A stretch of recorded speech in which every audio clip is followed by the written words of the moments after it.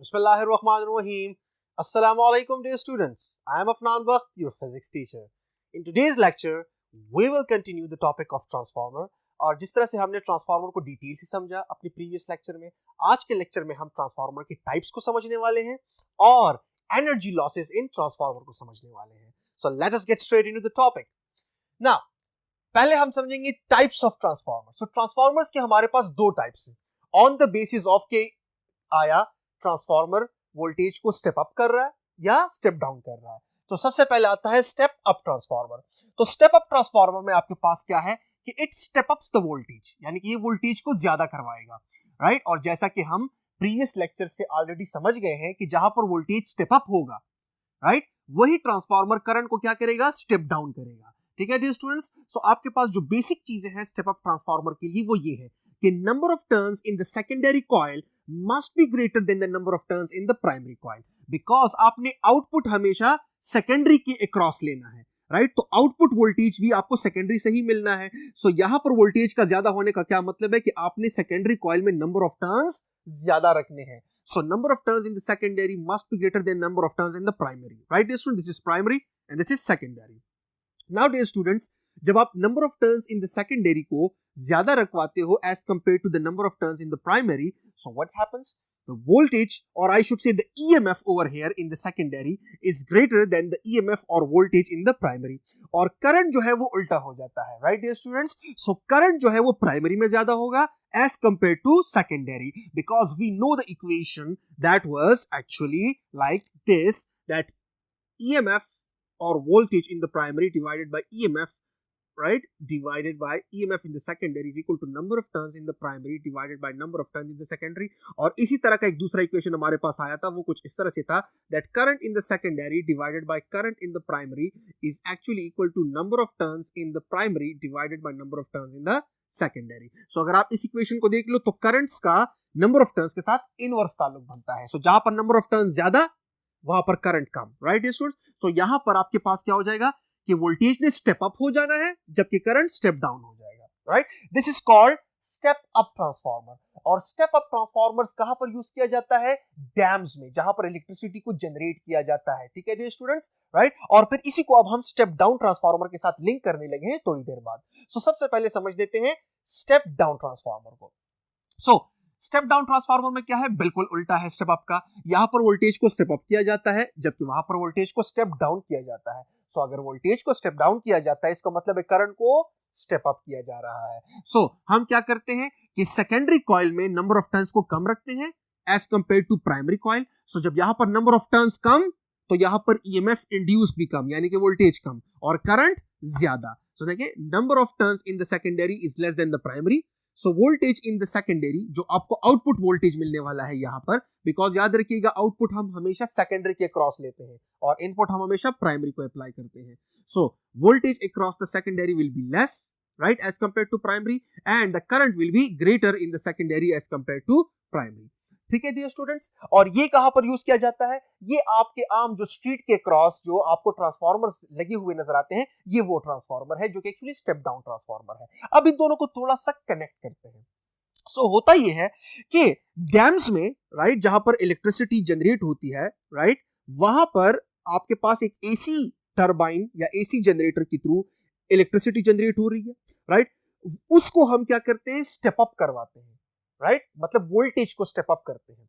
क्यों हम ऐसे करते हैं, बिकॉज हमें उस इलेक्ट्रिसिटी को या इलेक्ट्रिकल एनर्जी को दूर दराज इलाकों तक पहुंचाना होता है. और दूर दराज इलाकों तक पहुंचाने के लिए हमने क्या करना है, हमने वोल्टेज बढ़ानी है ताकि work done per unit charge ज्यादा हो. बिकॉज व्हाट इज वोल्टेज और what is EMF, it is actually nothing but work done per unit charge, कि कितना वर्डन हो रहा है चार्जेस पर. सो जब यहां पर आप वोल्टेज को स्टेप अप कर दोगे, यानी कि यहां पर वोल्टेज कम और आपने यहां पर वोल्टेज को ज्यादा करवा दिया, सो यहां से अब जो वोल्टेज है वर्डन पर यूनिट चार्ज वो ज्यादा हो रहा है. सो दूर दराज इलाकों तक हम क्या कर सकते हैं, करंट को या आई शुड से इलेक्ट्रिसिटी को पहुंचा सकते हैं.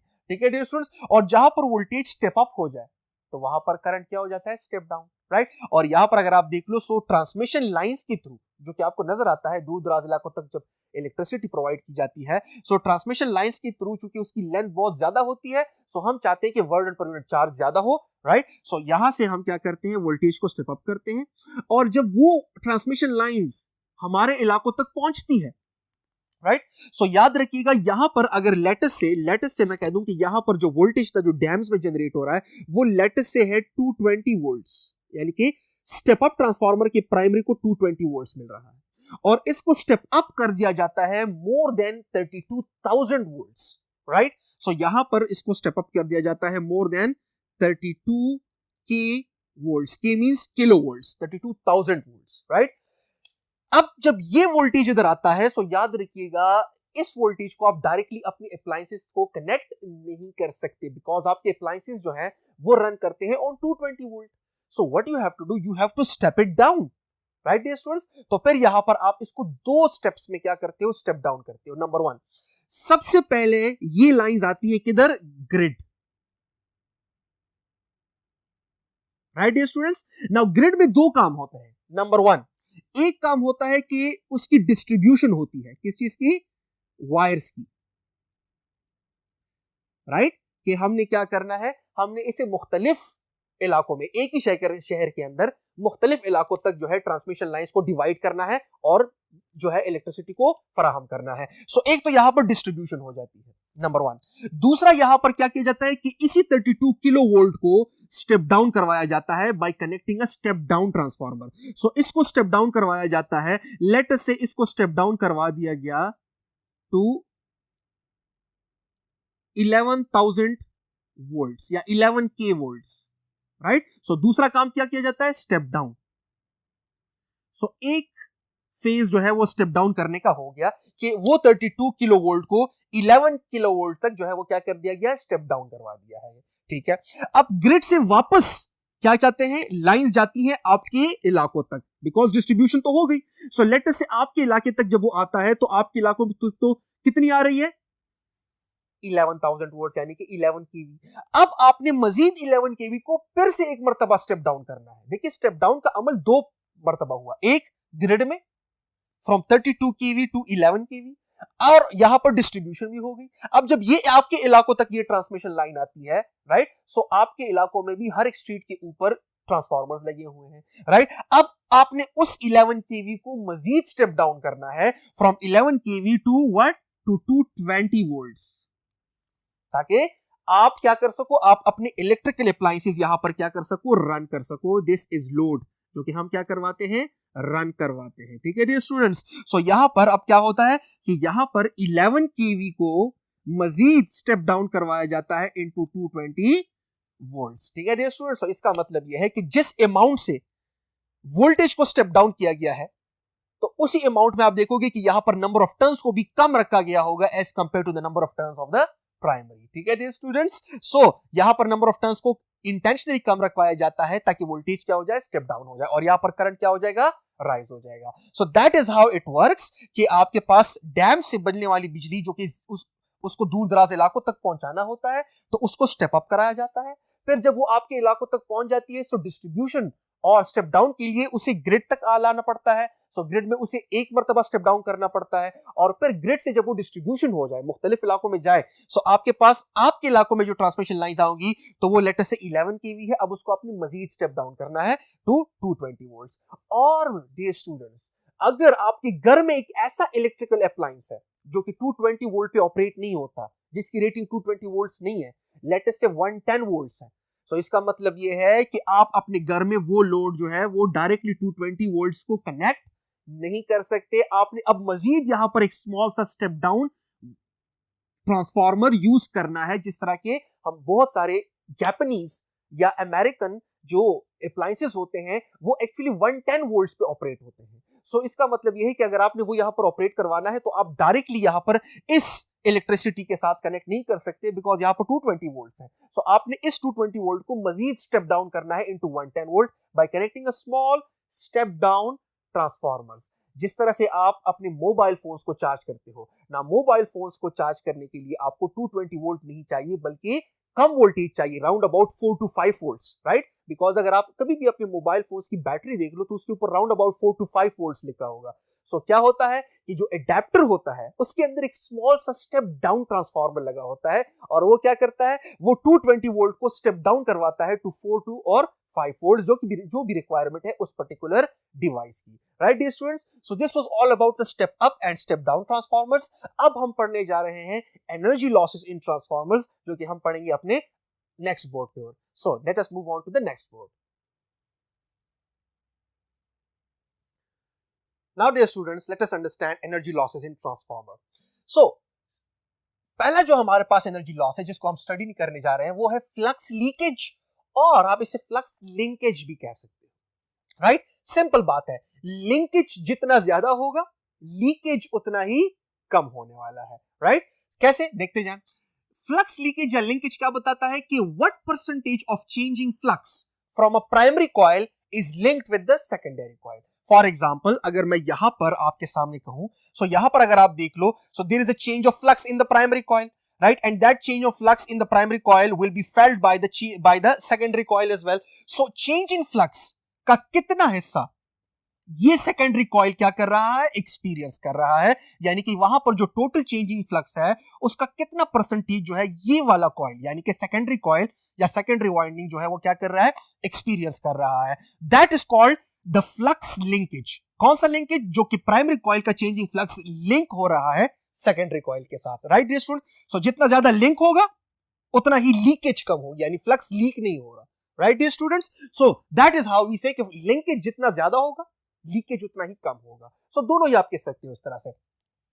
अब इस लॉस को मिनिमाइज करने का क्या तरीका है? हम ये चाहते हैं कि जो भी चेंजिंग फ्लक्स आ रहा है फ्रॉम अ प्राइमरी कॉइल उसका ज्यादा से ज्यादा हिस्सा जो है वो सेकेंडरी कॉइल महसूस करे, बिकॉज सेकेंडरी कॉइल जितना ज्यादा से ज्यादा चेंजिंग फ्लक्स महसूस करेगा उतना ही आपको आउटपुट में वोल्टेज या ईएमएफ ज्यादा मिलना है, यानी कि एनर्जी लॉस कम हुआ, राइट? अब हम ये चाहते हैं कि ज्यादा से ज्यादा हिस्सा चेंजिंग फ्लक्स का सेकेंडरी कॉइल महसूस करे। उसके लिए अब हम क्या करेंगे कि हम रेमेडी ये करते हैं, इलाज ये करते हैं कि सेकेंडरी कॉइल को बिल्कुल प्राइमरी कॉइल के बीचों बीच रख देते हैं कंसेंट्रिकली, राइट? यानी कि जिस तरह आपको नजर आ रहा है कि हम सेकेंडरी कॉइल को प्राइमरी कॉइल के दरमियान में रख देते हैं ताकि प्राइमरी कॉइल के अंदर आने वाला जो चेंजिंग फ्लक्स है उसका ज्यादा से ज्यादा परसेंटेज जो है वो सेकेंडरी कॉइल क्या कर सके, महसूस कर सके, ताकि हमें आउटपुट ज्यादा मिले। लेकिन याद रखिएगा, हम सेकेंडरी कॉइल को प्राइमरी कॉइल के अंदर रखते हैं लेकिन दोनों अभी भी इंसुलेटेड ही होंगे from each other and also from the core as well, जिस कोर के ऊपर आपने उसको वाउंड किया हुआ है। ठीक है डियर स्टूडेंट्स? नाउ अब आते हैं नेक्स्ट एनर्जी लॉस पर, that is resistance of the winding slash coil. जो दो वाइंडिंग्स हम यूज कर रहे हैं यानी कि प्राइमरी और सेकेंडरी, जाहिर सी बात है वो आपके पास एक कंडक्टर से ही बने हुए हैं और कंडक्टर की अपनी कुछ ना कुछ रेजिस्टेंस की वैल्यू होती है, राइट डियर स्टूडेंट्स? अब उस रेजिस्टेंस की वजह से जाहिर सी बात है आपके पास कुछ अनवांटेड हीट डेवलप होगा, राइट? जो कि हम नहीं चाहते, there will be a power loss या एनर्जी लॉस। सो उसका आपके पास इलाज क्या है, रेमेडी क्या है? I mean how can we minimise this energy loss? Because उसको खत्म हम नहीं कर सकते, जो भी आप वायर यूज करोगे उसकी कुछ ना कुछ रेजिस्टेंस की वैल्यू होगी।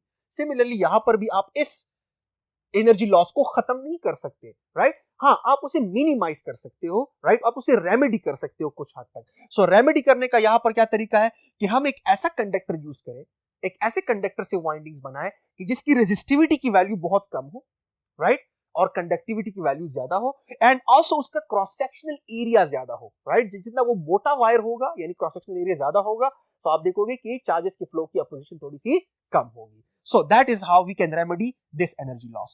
Now the third energy loss is eddy currents. Now what is eddy current? Eddy current is nothing but an induced current. लेकिन कौन सा induced current? जो कि ट्रांसफार्मर के कोर के अंदर इंड्यूस हो रहा है। देखिए, अगर आप यहां पर देख लो, so there will be a change in flux. Flux ने ज्यादा और कम होते जाना है बिकॉज उधर से जो इनपुट आ रहा है वो एक एसी इनपुट है, अल्टरनेटिंग करंट इनपुट है। सो यहां पर आपके पास करंट में चेंजेस की वजह से फ्लक्स ज्यादा और कम, और वो चेंज इन फ्लक्स इस कोर के थ्रू सेकेंडरी कॉइल जो है वो महसूस कर रहा है। तो यहां पर एक करंट इंड्यूस हो रहा है जो कि हमारा डिजायर्ड करंट है, जो कि हम चाहते हैं, राइट? लेकिन ये चेंज इन फ्लक्स सिर्फ सेकेंडरी कॉइल तो महसूस नहीं कर रहा, बल्कि ये दोनों कॉइल्स या दोनों वाइंडिंग्स जिस कोर के अराउंड आपने क्या की है, वाउंड की है, वो कोर बजाते खुद भी ये चेंज इन फ्लक्स क्या कर रहा है, महसूस कर रहा है, यानी कि this iron core. Right dear students, and iron के अंदर या इस आयरन निकल को एलॉय के अंदर यहां पर स्टील भी यूज किया जा सकता है, राइट। इसके अंदर भी करंट्स ने इंड्यूस होना है, बिकॉज ये भी चेंज इन फ्लक्स क्या कर रहा है, महसूस कर रहा है। एंड ये जो इंड्यूस करंट है इसे हम कहते हैं एडी करंट्स, जो कि हम नहीं चाहते। तो देखिए यहां पर दो तरह के इंड्यूस करंट्स हैं। नंबर वन, एक वो इंड्यूस करंट है जो कि इस रेड वायर में इंड्यूस हो रहा है, जो कि हमारा डिजायर्ड आउटपुट है, जो कि हम चाहते हैं, राइट। और एक वो इंड्यूस करंट है जो कि इस कोर के अंदर बहेगा, राइट, आयरन कोर के अंदर, राइट। अब यहां पर दो इंड्यूस्ड करंट्स हैं, राइट, लेकिन वो वाला इंड्यूस करंट जो कि कोर के अंदर है वो अनवांटेड है। हम नहीं चाहते कि कोर के अंदर करंट फ्लो हो, बिकॉज वो हमारे क्या कर रहा है, हमारी एनर्जी को लॉस करवा रहा है, वो वहां पर हीटिंग इफेक्ट प्रोड्यूस कर रहा है। सो याद रखिएगा, एडी करंट्स जो है ये वो इंड्यूस्ड करंट्स हैं जो कि अनवांटेड हैं, जो कि अनडिजायर्ड हैं, जो कि एक्ट कर रहे हैं as a parasite, right dear students. So जब कभी भी इंड्यूस करंट, एक ऐसा इंड्यूस करंट हो जो कि आपका क्राइटेरिया हो या जो जिसको आप चाहते हो, तो आप उसे सिर्फ इंड्यूस करंट ही कहोगे। लेकिन अगर एक ऐसा इंड्यूस करंट है जिसको आप नहीं चाहते, तो फिर आप उस इंड्यूस करंट को एडी करंट्स का नाम दे देते हो। ठीक है डियर स्टूडेंट्स, अब इसको रेमेडी करने का तरीका क्या है, कैसे इस लॉस को हम मिनिमाइज कर सकते हैं, यानी कोर के अंदर हम कैसे इस करंट को कम कर सकते हैं, खत्म तो नहीं कर सकते।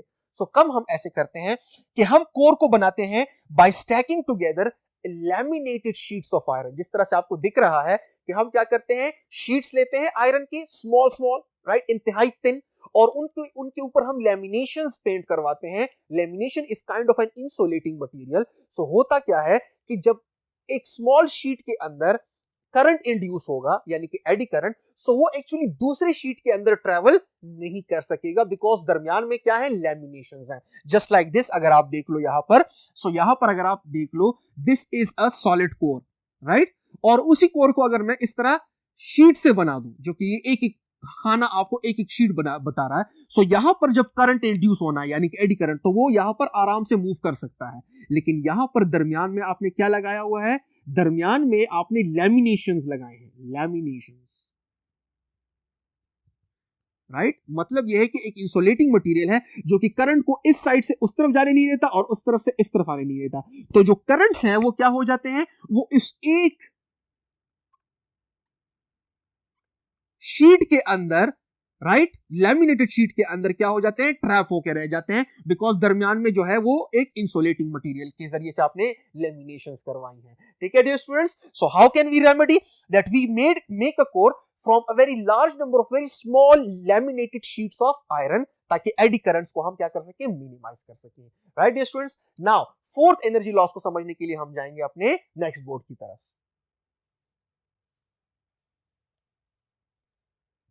Now dear students, let us understand the fourth energy loss, that is magnetic hysteresis loss. Now hysteresis का मतलब है lagging behind, okay? It means पीछे रहना, lagging behind। ठीक है dear students, now what does this mean?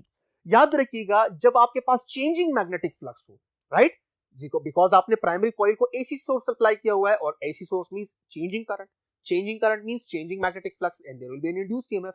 Now induced EMF जो है या एडी करंट्स जो है, वो आपके पास जो है वो क्या हो रहे हैं, वो कोर के अंदर भी है और सेकेंडरी कॉइल के अंदर भी हो रहे हैं। लेकिन जो कोर है, राइट, यानी कि आयरन कोर, जिसके अराउंड आपने दोनों कॉइल्स को माउंट किया है, तो वो क्या होते हैं, मैग्नेटिक फील्ड की कंटिन्यूसली डायरेक्शन को बदलने के साथ साथ, राइट, आपके पास उनके अंदर जो है कंटिन्यूस मैग्नेटाइजेशन होती है और डीमैग्नेटाइजेशन होती है। जब भी आप किसी मटेरियल को मैग्नेटिक फील्ड के अंदर रखते हो, सो याद रखिएगा, मैग्नेटिक फील्ड उस मटेरियल को अपनी डायरेक्शन में मैग्नेटाइज करवाने की कोशिश करता है।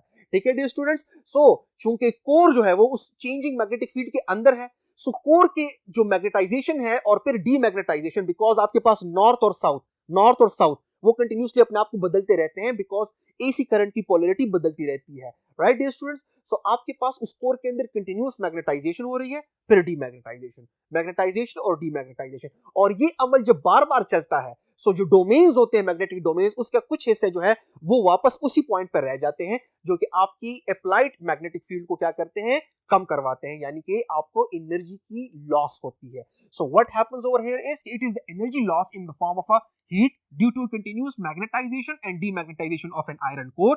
अब रेमेडी क्या है इसका, कैसे हम इस लॉस को कम कर सकते हैं? इस लॉस को हम कम कर सकते हैं by doing what, by making a core of such a material कि जिसकी हिस्टेरेसिस लॉस की वैल्यू कम हो, यानी कि उसकी परमिएबिलिटी की वैल्यू ज्यादा हो, राइट. और ऐसे जो मटेरियल है वो जल्दी मैग्नेटाइज भी हो जाते हैं और जल्दी डीमैग्नेटाइज भी हो जाते हैं, राइट. वो डीमैग्नेटाइजेशन के बाद या मैग्नेटाइजेशन के बाद अपनी जगह पर अड़े नहीं रहते, ठीक है डियर स्टूडेंट्स. और उसकी जो एग्जांपल्स है वो है iron silicon alloy and ferrous निकल एलॉय. और ऐसे मटेरियल को हम कहते हैं soft material, soft magnetic material, magnetic material, ठीक है डियर स्टूडेंट्स. और हिस्टेरेसिस लॉस को आप बड़ी डिटेल से पढ़ोगे इन फिजिक्स ऑफ सॉलिड्स जब आप फेरोमैग्नेटिक मटेरियल, डाया और पैरामैग्नेटिक मटेरियल पढ़ोगे, यानी कि magnetic properties of a solid. So dear students, आज के लेक्चर में हमने ट्रांसफार्मर की टाइप्स को समझा, इलेक्ट्रिसिटी कैसे दूर दराज इलाकों तक पहुंचाई जाती है स्टेप अप करके, और फिर वहां पर उसे स्टेप डाउन कैसे किया जाता है उसको हमने समझा. फिर हमने एनर्जी लॉसेस को समझा और उनकी मिनिमाइज करने की तरीकों को समझा, यानी कि रेमेडीज को समझा. सो डियर स्टूडेंट्स, आज के लेक्चर में इतना ही. मिलते हैं नेक्स्ट लेक्चर में, तब तक के लिए अल्लाह हाफिज.